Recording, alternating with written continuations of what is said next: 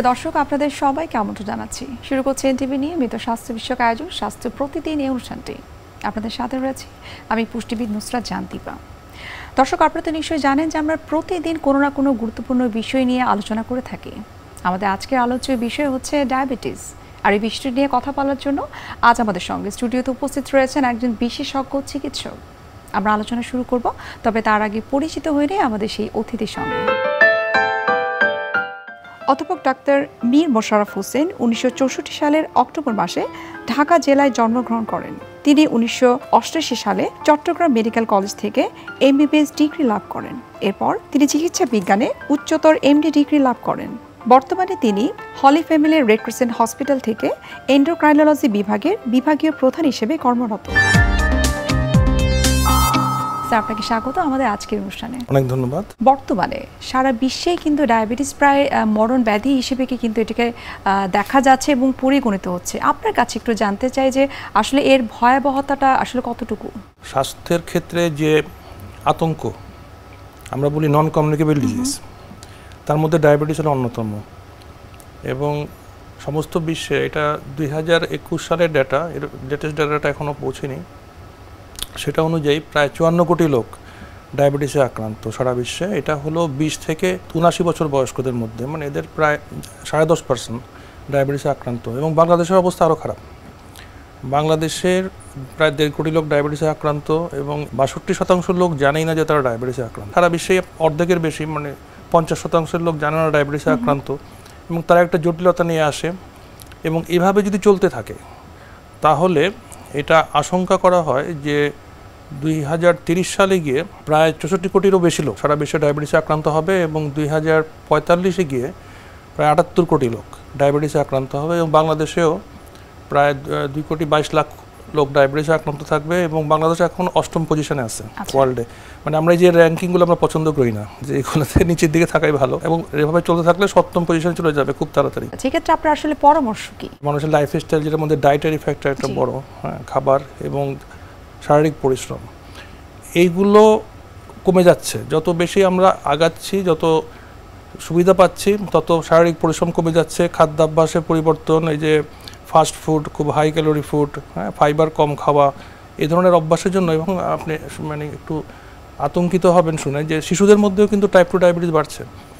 তো এখন আমরা যদি জীবনযাপন পদ্ধতিটা পরিবর্তন আনতে পারি এবং স্থূলতা কমাতে পারি, তাহলে দেখা যায় যে যদি মানে 5 থেকে 7% ওজন কমে, তাহলে প্রায় 60% ডায়াবেটিস কমান, শতকরা 60% ডায়াবেটিসকে প্রিভেন্ট করা যায়। এটা কিন্তু টাইপ 2 ডায়াবেটিস একটা প্রিভেন্টেবল ডিজিজ, যেটা প্রতিরোধযোগ্য।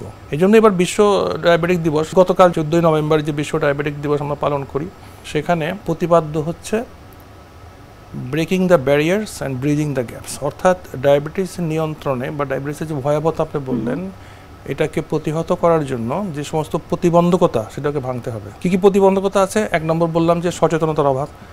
মানুষ জানেই না ডায়াবেটিস তারা আক্রান্ত আছে, এবং কি করতে হবে এবং কোথায় যেতে হবে সেগুলোও জানে না।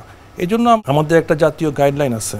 আমরা রিকমেন্ড করছি যে কারো বয়স যদি 30 হয়, তার কোনো লক্ষণ থাক বা না থাক, তার কোনো ঝুঁকি থাক বা না থাক, তাকে স্ক্রিনিংয়ের আওতায় আনতে হবে ডায়াবেটিসের জন্য। সারা বিশ্বে এটাকে 35 বলা হচ্ছে, কিন্তু আমরা যেহেতু আমরা ঝুঁকিপূর্ণ, আমরা 30-এর মধ্যে নিয়ে আসছি।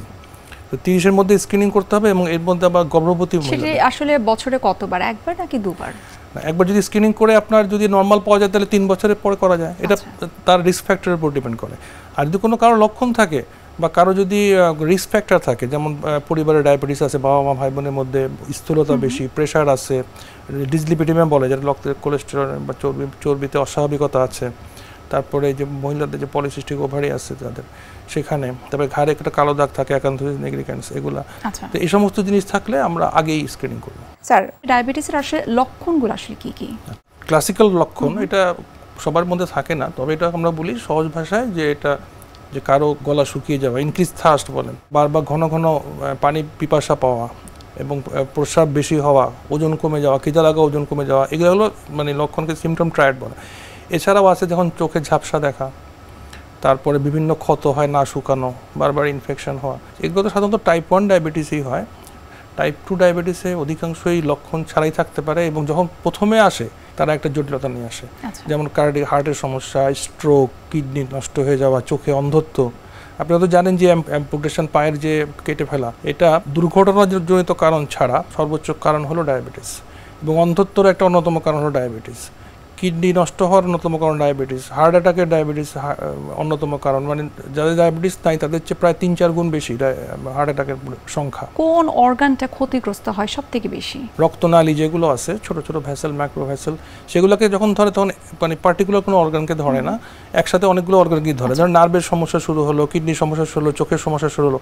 তবে হার্টের যে সমস্যাগুলো বা স্ট্রোক, এটা কিন্তু আপনার আমি বললাম যে প্রায় 3 গুণ বেশি, এবং ডায়াবেটিসের মৃত্যুর যে টাইপ 2 ডায়াবেটিসের মৃত্যুর অন্যতম কারণ কিন্তু মানে প্রায় 65-70% মৃত্যু হয় হার্টের জন্য, কারণ মানে করোনারি হৃদযন্ত্রের যে সমস্যার কারণে। এবং এই জন্য আমরা এটা হৃদরোগটা প্রতিহত করা এই ডায়াবেটিস চিকিৎসা অন্যতম একটা লক্ষ্য। আমরা অধিকাংশ ক্ষেত্রে কিন্তু দেখে থাকি যে সমস্ত ব্যক্তিদের ডায়াবেটিস রয়েছে পরবর্তীতে তাদের কিডনিজনিত সমস্যাও দেখা দিচ্ছে, এর কারণটা আসলে কি? ডায়াবেটিস যখন অনেক দিন ধরে মানে কন্ট্রোল থাকে না, যে রক্তের গ্লুকোজের মাত্রা যখন বেড়ে যায়, তারা যে বললাম যে কিডনির যে রক্তনালীগুলো আছে, ভেসেল, মাইক্রো ভেসেল, ওটার একটা বেসমেন্ট মেমব্রেন বলে, ওটার মানে বেস যেটা, ওগুলোকে থিকেনিং করে দেয়। এরকম করতে করতে ওখান থেকে প্রোটিন বের হয়, কাজ কমে যায়, তারপর আরও অনেক চেঞ্জ হয়ে আস্তে আস্তে কিডনির কার্যক্ষমতা কমে যায়, এবং সেখান থেকেই আপনার কিডনির সমস্যা শুরু হয়। এক্ষেত্রে আসলে আপনার পরামর্শ কি, যাদের ডায়াবেটিস রয়েছে যেন কিডনি আক্রান্ত না হয়, এবং আপনি হার্টের কথা বলছিলেন সেক্ষেত্রে যেন হার্ট ডিজিজও যেন না হয়? সব ক্ষেত্রেই পরামর্শ একটাই, জটিলতা এড়ানোর জন্য প্রথম কথা হলো যে একটা লাইফস্টাইল, খুব হেলদি লাইফস্টাইল মেনটেন করতে হবে। ধূমপানের অভ্যাস থাকলে সেটা ত্যাগ করতে হবে। এছাড়া যে ডায়াবেটিস রিলেটেড আছে, মানে গ্লুকোজকে খুব ভালো কন্ট্রোলে রাখতে হবে। আমরা যে 3 মাসের গড় বলি, যে হিমোগ্লোবিন A1C, এটাকে 7-এর নিচে রাখতে হবে, এবং কোনো কোনো ক্ষেত্রে 6.5-এর নিচে। এবং দৈনন্দিন যদি দেখি আমরা, খালি পেটে গ্লুকোজটা 7-এর নিচে এবং খাবার 2 ঘন্টা পর 10-এর নিচে, এটা মিনিমাম রাখতে হবে। তাহলে গ্লুকোজটাকে ভালো কন্ট্রোলে রাখতে হবে, প্রেশারকে ভালো কন্ট্রোল করতে হবে, রক্তের চর্বিকে নিয়ন্ত্রণে রাখতে হবে। ডায়াবেটিসের চিকিৎসা কিন্তু শুধু গ্লুকোজ কমানো না, এটার সাথে প্রেশারের সম্পর্ক আছে, রক্তের কোলেস্টেরলের সম্পর্কে, যেটাকে খুব ভালো নিয়ন্ত্রণে রাখতে হবে। তাছাড়া যে আমরা বললাম যে পরিমিত ব্যায়াম, মানে খাবার এবং নিয়মিত ব্যায়াম করতে হবে। ডায়াবেটিসের যখন এই লক্ষণগুলো দেখা দিবে তখন আসলে প্রাথমিক অবস্থায় আপনারা কোন কোন টেস্টগুলো করতে দেন? 4টা টেস্টকে এটা ডায়াবেটিসের নির্ণয়ের জন্য এটাকে আমরা রিকমেন্ড করি, এটা পুরো বিশ্বেই করে। তবে একটা কথা আপনাকে বলে দেওয়া ভালো আপনার মাধ্যমে সবাইকেই, যে গ্লুকোমিটার দিয়ে যে টেস্ট করে, হ্যাঁ, এটা দিয়ে কিন্তু ডায়াবেটিসের রোগ নির্ণয় করা যায় না। হ্যাঁ, এটা হলো ডায়াবেটিস যে যারা চিকিৎসা পায়, কী ধরনের চিকিৎসা পাচ্ছে, কন্ট্রোল আছে কিনা সেটা দেখার জন্য। তো অনেকে করে কি, যে বিভিন্ন জায়গা থেকে চেক করে আসে গ্লুকোমিটার দিয়ে, এসে ডায়াবেটিস চিকিৎসাও নেয় না থেকে, ওষুধের দোকান থেকে। তো অবশ্যই এটা চিকিৎসা না, রিকমেন্ডেড না। 4টা টেস্ট করা যায়। একটা হলো যে আমরা বলি যে খালি পেটে রক্তের গ্লুকোজ, খালি পেট বলতে কমপক্ষে 8 ঘন্টা, এবং সকালে 8 ঘন্টা কোনো খাবার খাওয়া যাবে না, এবং সকালে এটা যদি 7 বা তার চেয়ে বেশি থাকে সেটা ডায়াবেটিস। আবার গ্লুকোজ খায়, ওজিডিটি বলে, গ্লুকোজ খাওয়ার 2 ঘন্টা পর যদি 11.1 বা তার চেয়ে বেশি থাকে সেটা ডায়াবেটিস। আবার যদি কারো র্যান্ডম, মানে যে কোনো সময় যদি 11.1 বা তার চেয়ে বেশি থাকে তখন ডায়াবেটিস, কিন্তু এক্ষেত্রে শর্ত আছে যে তখন লক্ষণ থাকতে হবে। যদি কেউ লক্ষণবিহীন থাকে তাহলে আবার ওই যে র্যান্ডম দিয়ে করা যায় না, ওটা করা যায় না। আরেকটা হলো 3 মাসের গড়, যেটা হিমোগ্লোবিন A1C আমরা বলি, ওটা 6.5 বা তার চেয়ে বেশি। কিন্তু এটা যেটা আমরা বললাম, সেটাকে আমরা বললাম হলো যে নন প্রেগনেন্টদের ক্ষেত্রে। কিন্তু প্রেগনেন্টদের ক্ষেত্রে ডায়াগনোসিস কিন্তু একটু পার্থক্য আছে। প্রেগনেন্টদের ক্ষেত্রে আমরা 3টা স্যাম্পল করা হয়, ওজিডিটি বলা হয়, যে গ্লুকোজ খাওয়ার খালি পেটে একটা গ্লুকোজ 75 গ্রাম গ্লুকোজ খাওয়ার 1 ঘন্টা পর এবং 2 ঘন্টা পর। এটার মধ্যে যদি খালি পেটে 5.1 বা তার চেয়ে বেশি আসে, এবং খাওয়ার 1 ঘন্টা পর যদি 10 বা তার চেয়ে বেশি আসে, এবং 2 ঘন্টা পর যদি 8.5 বা তার চেয়ে বেশি আসে, তাহলে আমরা তাকে গর্ভকালীন ডায়াবেটিস বলবো, যদি না সেটা ডায়াবেটিস পূর্ণাঙ্গ ডায়াবেটিসের মধ্যে চলে না যায়। আবার যদি 7-এর উপরে বা 7 বা তার বেশি হয়ে যায় খালি পেটের, তখন আমরা ডায়াবেটিস বলবো, তখন আর গর্ভকালীন ডায়াবেটিস না, মানে পূর্ণ ডায়াবেটিস, যেটা ওভার ডায়াবেটিস। যাদের এই জেস্টেশনাল ডায়াবেটিস বা গর্ভকালীন ডায়াবেটিস হয়ে থাকে, তাদের আসলে পরবর্তী সময়ে সেই ডায়াবেটিসটা পার্মানেন্টলি ডায়াবেটিক পেশেন্ট হিসেবে তাকে ট্রিট করা হবে কিনা? অধিকাংশ ক্ষেত্রে চলে যায়, যেটা গর্ভকালীন ডায়াবেটিস। আবার ডায়াবেটিস, কতগুলো ডায়াবেটিস ইন প্রেগনেন্সি বলে, সেটা যায় না। তো গর্ভকালীন ডায়াবেটিস যেটা, সেটা অনেক ক্ষেত্রেই এটা চলে যায়, সেটাকে ফলো আপে থাকতে হয়। এবং আমাদের রিকমেন্ডেশন হলো যে 6 সপ্তাহ পরে একটা আবার যাদের নর্মাল হয়ে গেছে গ্লুকোজ তাদেরকে ওজিটিটি করে, আবার দেখা যে ডায়াবেটিসের কী অবস্থা 6-7 থেকে 6 মাস পরে, এবং এটা ফলো আপ থাকতে হবে। কারণ হলো এই 4-5 বছরের মধ্যে এই যে যারা গর্ভকালীন ডায়াবেটিস তাদের থাকে তাদের মধ্যে 50 থেকে 60% আবার ডায়াবেটিস ডেভেলপ করে বা পরবর্তী গর্ভকালীন সময় ডেভেলপ করতে পারে। যে ওনাদের ফলো আপে রাখতে হবে সবসময়। গর্ভকালীন মায়ের ডায়াবেটিসের কারণে কি আসলে গর্ভস্থ শিশুর কোনো ক্ষতি হতে পারে কিনা? প্রথম 12 সপ্তাহে যদি ডায়াবেটিস হয়, মার গ্লুকোজ যদি কন্ট্রোলে না থাকে, তাহলে বিভিন্ন ধরনের আমরা বলি যে বিভিন্ন যে অর্গানগুলো আছে তার গঠনগত ত্রুটি হতে পারে। সেটা ব্রেনের ডেভেলপমেন্ট হতে পারে, আপনার মেরুদণ্ডের ডেভেলপমেন্ট হতে পারে, তারপরে আপনি কিডনি ডেভেলপমেন্টের হতে পারে, হার্টের ডেভেলপমেন্ট হতে পারে, আমরা ম্যাল পজিশন অফ দ্য ভেসেল বলে। এছাড়া ওই যে ক্লেফট প্যালেট, ক্লেফট লিপ বলে যে তালুক কাটা, যে ঠোঁট কাটা, এগুলো জন্ম, এগুলোরও কারণ ডায়াবেটিস। তো এছাড়া বাচ্চার সাইজে বড় হওয়া, বাচ্চা হঠাৎ করে অ্যাবর্শন হইতে পারে, হঠাৎ করে মৃত্যুও ঘটতে পারে বাচ্চাদের। এই ডায়াবেটিস সম্পর্কে আরও বিস্তারিত জানবো, তবে তার আগে আমরা একটু দেখে নিচ্ছি আমাদের স্বাস্থ্য প্রতিদিনের নিয়মিত আয়োজন, কি খাবেন কেন খাবেন এই সেগমেন্টটি। সুপ্রিয় দর্শক, আপনারা দেখছেন স্বাস্থ্য প্রতিদিন এই অনুষ্ঠানটি। এ পর্যায়ে আমরা দেখে নিচ্ছি বিভিন্ন খাদ্যের পুষ্টি গুণাগুণ নিয়ে আমাদের পুষ্টিবিদের পরামর্শ। ডায়াবেটিস নিয়ে আজকে আলোচনা করতে চাই। ডায়াবেটিস কিন্তু আমরা জানি যে প্রত্যেকটা ঘরে ঘরেই এখন বলা যায় যে কম বেশি সবাই সাফার করছেন, এবং ডায়াবেটিস হলে দেখা গিয়েছে যে তাদের যে বাসায় যে খাদ্যাভ্যাস সেটাও তারা ঠিকভাবে মেনটেন না করার কারণে অনেক সমস্যায় পড়ে যান। কিন্তু সবচেয়ে ভালো সংবাদ হলো যে ডায়াবেটিস যদি আমরা সুন্দরভাবে মেনটেন করতে পারি তাহলে ইনশাআল্লাহ ডায়াবেটিস আমাদের কোনো ক্ষতি করতে পারবে না। আর যদি আমরা ডায়াবেটিস যদি কন্ট্রোল বা নিয়ন্ত্রণ করতে না পারি, সেক্ষেত্রে এটি অনেক বড় কোনো ক্ষতির কারণ হয়ে যেতে পারে। এখন জেনে নেই যে আসলে ডায়াবেটিস রোগীর খাদ্যাভ্যাস কেমন হবে। ডায়াবেটিস রোগীকে আমরা সবসময় বলি যে একটা নিয়মের মধ্যে থাকতে হবে। নিয়মটা হলো যে প্রত্যেকটা খাবারের যে মিল তার যদি গ্যাপগুলো ডায়াবেটিস পেশেন্ট ঠিকভাবে মেনটেন করতে পারে, মানে প্রতিটা খাবার, যেমন সুগার জাতীয় যে খাবারগুলো ডায়াবেটিস পেশেন্ট গ্রহণ করছেন, সেই সুগারটা বডিতে ডাইজেস্ট হওয়ার জন্য যে ইনসুলিনের যে প্রয়োজনটা হচ্ছে, সেখানে কিন্তু এখানে একটা জিনিস কাজ করছে। সো এই সময় একটা যে 2 ঘন্টার একটা গ্যাপ দিয়ে যদি সে ডায়াবেটিস পেশেন্ট খাদ্য তালিকায় খাবার রাখতে পারে, তাহলে তার একই সময়ে কিন্তু সুগার লেভেলটা বাড়বে না। অনেক সময় আমরা ভুল করে থাকি যে দেখা যায় সকালে রুটি খাচ্ছি, রুটির সাথে আলু ভাজি খেয়ে ফেলছি, বা অনেক মিষ্টি ফলগুলো ওই সময়টাই অ্যাড করে ফেলছি। তাতে কি হচ্ছে যে সুগার, 2-3 রকমের সুগার তার বডিতে একই সময়ে যাওয়ার কারণে তার ইনসুলিনটা ঠিকভাবে কাজ করতে পারছে না, এবং সুগার লেভেলটা তখন ব্লাডে অনেক বেশি হয়ে যাচ্ছে।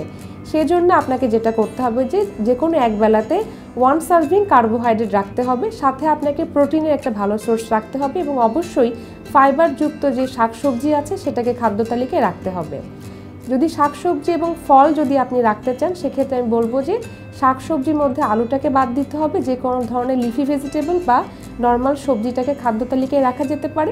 আর ফলের যে ব্যাপারটা, সেটা হচ্ছে আপনি সকালে বা দুপুরের পরে যে কোনো 2 ঘন্টা পরে একটা মিষ্টি ফল, যেমন কলাও হতে পারে বা আপেল হতে পারে অথবা খেজুর হতে পারে। অনেকেই ভয় পান যে ডায়াবেটিস রোগী কলা বা খেজুর খেতে পারবেন কি না। ডায়াবেটিস রোগী অবশ্যই খেতে পারবেন, তবে খাবারের টাইমিংটা ঠিক রাখতে হবে। প্রথমে বলেছি যে একই সময়ে যদি সে রুটি বা ভাত বা অন্যান্য সাথে যদি সবজির সাথে আলু এবং সাথে যদি এই মিষ্টি ফল খেয়ে ফেলে, তখন হচ্ছে এই মিষ্টি ফলগুলো তার জন্য ক্ষতিকর। কিন্তু যদি সে কলা বা খেজুর যদি খাবারের 2 ঘন্টা পরে যে কোনো একটি স্ন্যাক্সে যদি সে রাখতে পারে, অন্য কোনো ধরনের কার্বোহাইড্রেট ছাড়া, যেমন বিস্কিট বাদ দিয়ে অথবা কোনো প্রসেস ফুড বাদ দিয়ে যদি সে কলাও একটা খাদ্য তালিকায় রাখতে চায়, তাহলে কিন্তু তার কোনো ক্ষতি হবে না, বরং তাকে অনেক উপকার করবে, কারণ কলার মধ্যে অনেক পুষ্টি উপাদান আছে। এভাবে যদি ডায়াবেটিস পেশেন্ট খাদ্য তালিকাকে যদি 6 ভাগে ভাগ করে নেয়, সকালের মিল নিবে, তারপর মিড মর্নিং দুপুরে নেবেন, এবং সন্ধ্যার সময় একটা স্ন্যাক্স নেবেন, এবং রাতে একটি মিল নেবেন।